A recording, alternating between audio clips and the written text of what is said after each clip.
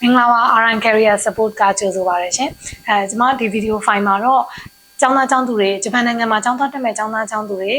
စိုးရိမ်တာအများများတဲ့ COE reject ဆိုတဲ့ကိစ္စရယ်ပြီးတော့နောက်စာရွက်စာတမ်းအတူပါနဲ့ပတ်သက်တဲ့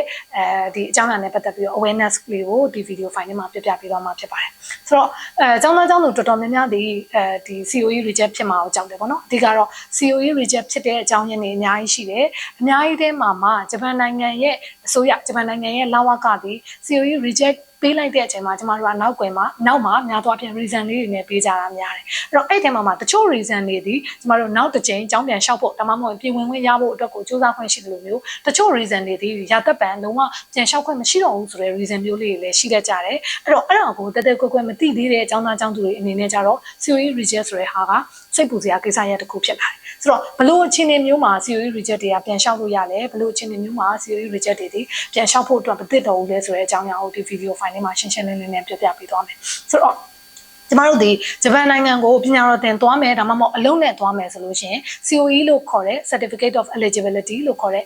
စာရွက်ကလေးတစ်ခုကိုရဖို့အတွက်ကိုဂျပန်နိုင်ငံလဝကကိုကျမတို့ဒီဘက်အချမ်းမှာဘယ်လိုလူမျိုးဖြစ်ပါတယ်ဘယ်လိုကြောင်းဘယ်ကြောင်းတွေကိုတက်ချင်ပါတယ်ဘာအလုပ်ကိုလုပ်ချင်ပါတယ်ဆိုပြီးတော့စာရွက်စာတမ်းတွေတင်ပေးရတယ်အဲ့တော့အဲ့လိုတင်ပေးတဲ့အချိန်မှာကျမတို့အနေနဲ့ဥပမာထားပါတော့ကျောင်းသွားတက်မယ်ဆိုလို့ရှိရင်ဘဏ်အတွက်ကိုပြတဲ့ငွေပမာဏတွေကျောင်းတက်ဖို့အတွက်မလုံလောက်တာတို့ဒါမှမဟုတ်ကျောင်းသွားတက်ချင်တဲ့အကြောင်းပြချက်ကမခိုင်လုံတာတို့ဒါမှမဟုတ်လည်းအခွန်ဆောင်ထားတဲ့စာရွက်တွေမလုံလောက်တာတို့ဒီလိုအခြေအနေမျိုးမှာဆိုလို့ရှိရင်တော့ 2B တို့ 4E4K တို့ဒါမှမဟုတ် 6B တို့နဲ့ reject ဖြစ်တတ်တယ်ဆိုတော့အဲ့လိုအခြေအနေမျိုးမှာ reject ဖြစ်တယ်ဆိုရင်နောက်တစ်ချိန်မှာကျောင်းသားတွေပြန်လည်ပြင်ဆင်ပြီးတော့ဘဏ်ထဲမှာငွေပြည့်အောင်လုပ်တာဒါမှမဟုတ်လည်းဘဏ်ဒီယုံကြည်စိတ်ချရတဲ့ဘဏ်မှာအနှံထားတာဒါမှမဟုတ်ရင်လည်းကျမတို့အ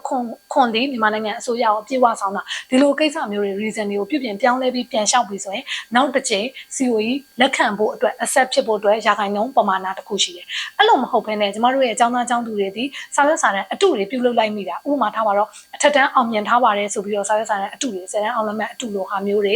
ဒါမှမဟုတ်ဒီဘဏ်ထဲမှာငွေကြေးကိုတကယ်မထည့်ဘဲနဲ့ထည့်ပါတယ်ဆိုတဲ့စာရွက်စာတမ်းအတုမျိုးတွေနဲ့ဒါရှောက်တယ်ဆိုလို့ရှိရင်ဒီကျောင်းသားကျောင်းသူတွေဒီသူတို့ဘက်က reason ဒီစာရွက်စာတမ်းအတုလို့တန်တရားရှိပါတယ်ဆိုတဲ့ဥစ္စာမျိုးနဲ့ဒါကျမတို့ reject ဖြစ်လိုက်တယ်တနည်းအားဖြင့်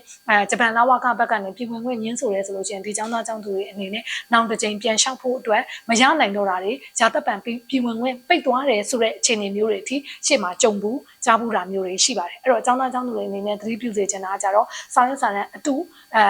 စာရွက်စာတမ်းတွေမတင်မိဖို့နဲ့ပြီးတော့နောက်အတုလုံးတက်တဲ့ agency မျိုးတွေနဲ့ကျမတို့မချိတ်ဆက်ဖို့အတွက်ကကျမတို့အနေနဲ့အရန်သတိထားရမယ့်အချက်တစ်ချက်ဖြစ်တယ်။ဘာကြောင့်လဲဆိုတော့ဒီတစ်ချိန် reject ဖြစ်ုံနဲ့မဟုတ်ဘဲနဲ့နောက်အချိန်မှာပြည်ဝင်ခွင့်ညှင်းပယ်ခံရတဲ့အခြေအနေတွေအထိဖြစ်သွားနိုင်တဲ့အတွက်ကြောင့်မလို့ပေါ့နော်ကျမတို့ဒါလေးကိုသတိထားစေချင်တယ်။ပြီးတော့နောက်တစ်ခုအနေနဲ့ကျတော့ကျမတို့ RN Career အနေနဲ့ဘာတွေ service ပေးနေလဲဆိုတဲ့ဟာလေးကိုတွက်ဖက်ပြီးတော့ပြောချင်တယ်။ကျမတို့အနေနဲ့ကျတော့စာရွက်စာတမ်းတွေအကုန်လုံးကိုကျမတို့ဒီတိကျမှန်ကန်မှုရှိနဲ့ original စာရွက်စာတမ်းတွေတရားဝင်စာရွက်စာတမ်းတွေကိုဒါလက်ခံပြီးတော့ပြင်ဆင်ပေးတယ်လုပ်ပေးတယ်အဲ့လိုမှမဟုတ်ဘဲနဲ့စာရွက်စာတမ်းမစုံသေးတဲ့အခြေအနေမျိုးဖြစ်ခဲ့တယ်ဆိုလို့ရှိရင်လည်းကျမတို့တရားဝင်စာရွက်စာတမ်းတွေကိုကျမတို့ရုံးတွေအထိကိုလိုက်ထုတ်ပေးပြီးတော့ service ပေးတယ်ဆိုတော့ဝန်ဆောင်မှုမျိုးတွေလည်းရှိပါတယ်ဆိုတော့ကျမတို့ RN Career အနေနဲ့ပူပေါင်းပြီးလှုပ်ဆောင်ခြင်းနဲ့ပူပေါင်းပြီးတော့ကြောင်းလျှောက်ခြင်းနဲ့အလုပ်လျှောက်ခြင်းနဲ့ဆိုလို့ရှိရင်ကျမတို့အနေနဲ့ကူညီဆောင်ရွက်ပေးနေရကြတော့ကျမတို့ဒီ COEအောင်ချက်အရန်မြင့်မာတဲ့အကြောင်းတစ်ကြောင်းဖြစ်တဲ့ service ပေးနေတဲ့ဝန်ဆောင်မှုပေးနေတဲ့ company တစ်ခုဖြစ်တဲ့ဆိုတာကိုသိစေချင်တယ်ပြီးတော့နောက် RN Career Support အနေနဲ့ကြတော့ကျောင်းသားကျောင်းသူတွေကိုတရားဝင်စာရွက်စာတမ်းတွေကိုစနစ်တကျတိတိကျကျမှန်မှန်ကန်ကန်နဲ့ဘာသာပြန်ပြီးဆောင်ရွက်ပေးနေတာဖြစ်တဲ့အတွက်ကြောင့်မလို့ COE အောင်ချက်မြင့်မာတယ်အဲဒါကြောင့်မလို့ကျောင်းသားကျောင်းသူတွေအနေနဲ့ယုံကြည်စိတ်ချစွာနဲ့လက်တွဲပြီးလှုပ်ဆောင်နိုင်တယ်လို့သတင်းကောင်းပါရပါတယ်ရှင်အားလုံးကျေးဇူးတင်ပါတယ်